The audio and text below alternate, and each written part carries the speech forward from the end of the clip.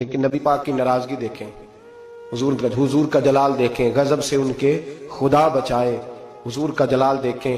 میرے کریم رسول نے فرمایا میرا دل کرتا ہے میں عشاء کی نماز پڑھنے مسجد میں آؤں اور کسی کو حکم دوں کہ وہ جماعت کرائے۔ میرا دل کرتا ہے، یہ بخاری مسلم ہے، کسی کو حکم کروں کہ وہ جماعت کرائے اور خود میں مدینے کے جوانوں کو ساتھ لے لوں، لکڑیاں کٹھی کر لوں۔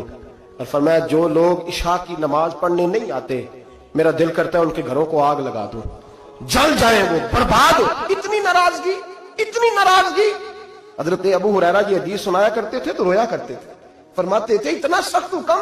حضور نے فرمایا میرا دل چاہتا ہے میں جلا دوں وہ گھر، تباہ ہو جائیں، جل جائیں وہ لوگ، اجڑ جائیں وہ گھر جس گھر کے بسنے والے عشاء کی نماز پڑھنے مسجد میں جلا دوں۔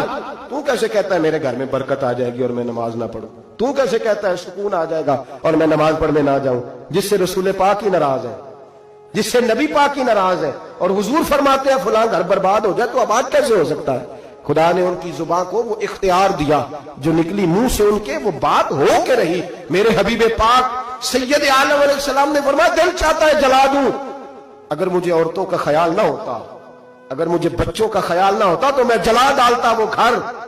جو گھر کے رہنے والے کلمہ تو پڑھتے ہیں پر مسجد میں نماز پڑھنے کتنے ہم لوگ مزے کے ساتھ، ڈھٹائی کے ساتھ۔ اب تو سیانے بندے ہو گئے ہیں، کہتے ہیں حضرت صاحب میں جھوٹ نہیں بولنا، میں ایک ہی پڑھدا جی۔ تو میں نے کہا یہ بڑا تو نے کمال کر دیا، سچ بول کے یہ بڑا کمال کر دیا ہے۔ او خدا کے بندے سمجھو اتنا جلال رسول پاک کا۔